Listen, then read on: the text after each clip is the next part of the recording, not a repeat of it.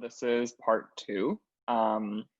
We'll be talking about mobilization and network structures. So kind of leading into part two, I guess I want to introduce what mobilization means.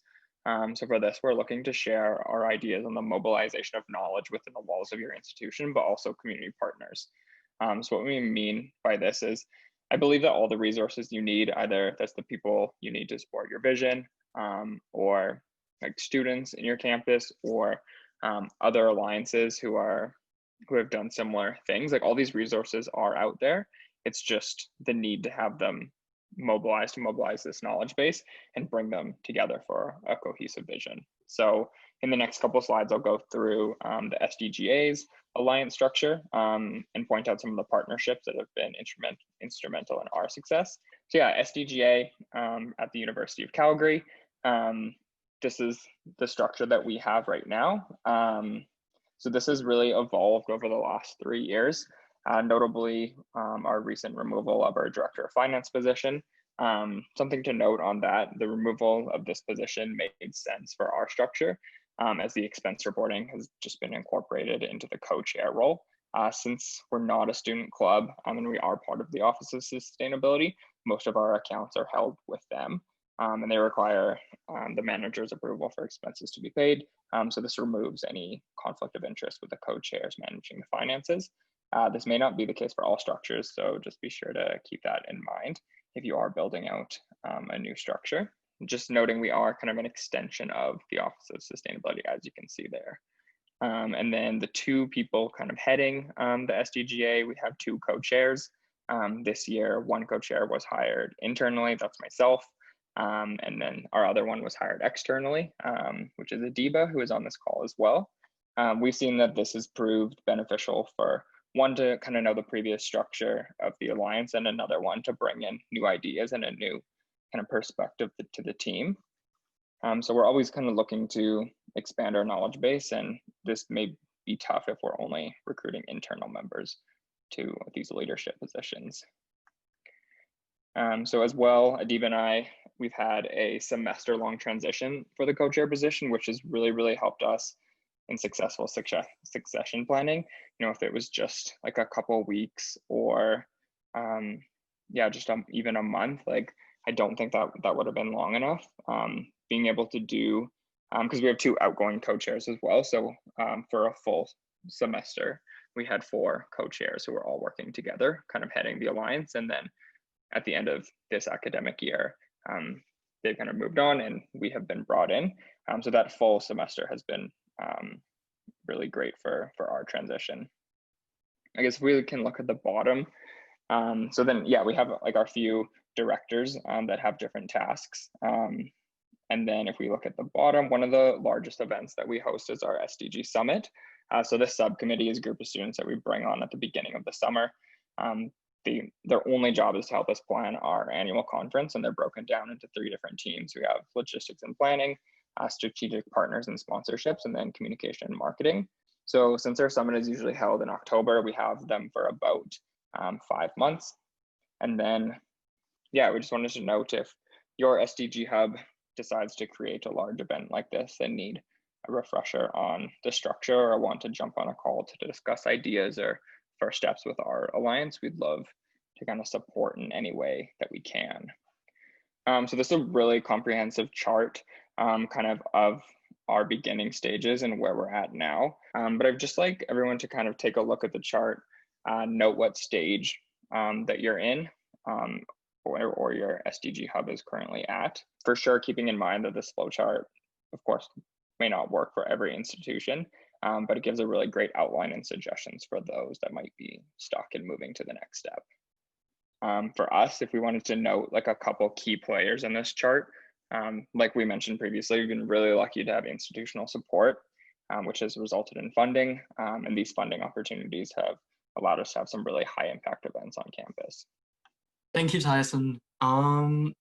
So yeah, our turn to explain, I guess, our structure and how do we mobilize. So I guess like I will start with how we mobilize.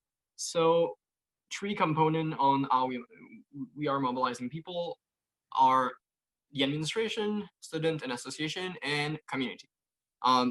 So first, like as I mentioned a little bit earlier in the presentation, a big gap that we identified at Laval was the both way communication with the administration. So at Laval, we have a sustainable development concentration table or panel that meet like every now and then, but it's mainly informative. There's students on it, but it was hard to make like a good communication in what we as student organization were doing, and also to just rely what the strategic plan of this consultation table was to all the students on campus. So that's like a lot of the thing we're doing with them. There's also various sustainable development work committees on different topics, such as like alimentation. They are including, some of them are including students, other aren't.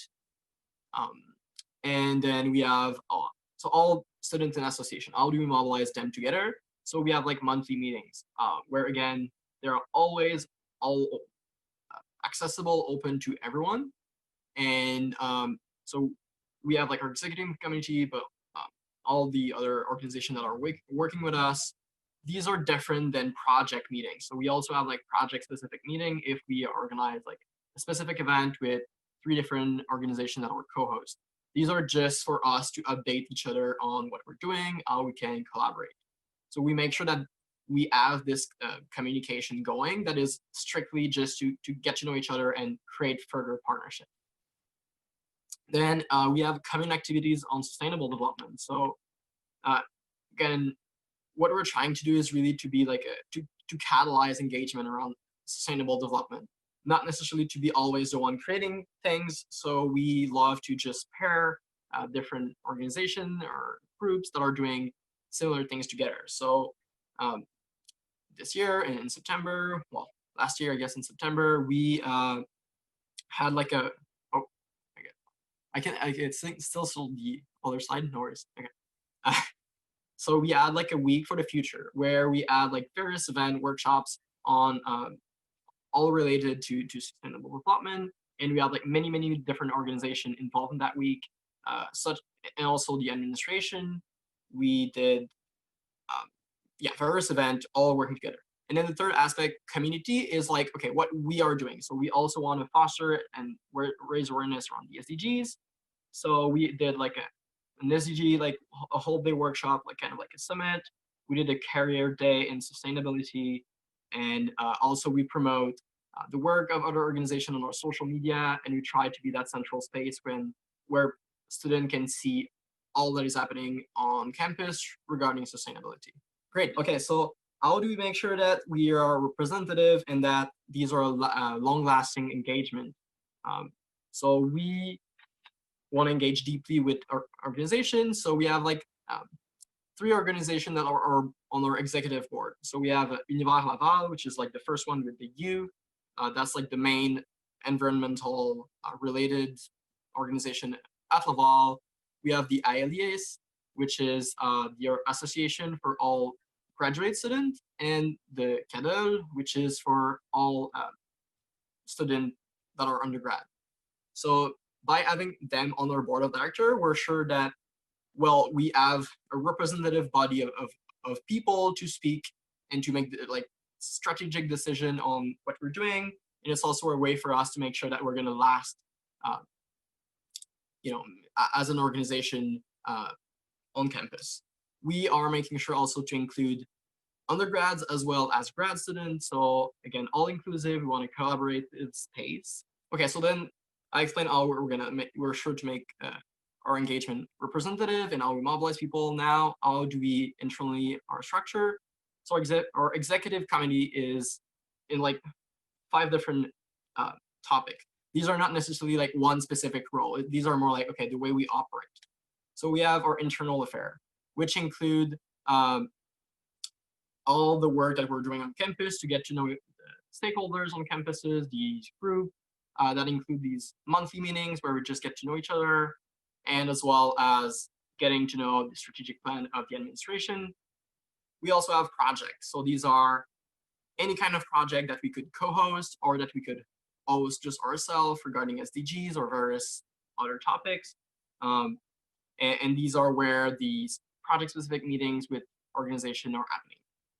Then we have communication. Again, I think a big gap we identify is the lack of communication, but also just between each other. So I mentioned like social media. So we're trying to be as active as possible on social media, and we are working to develop a website.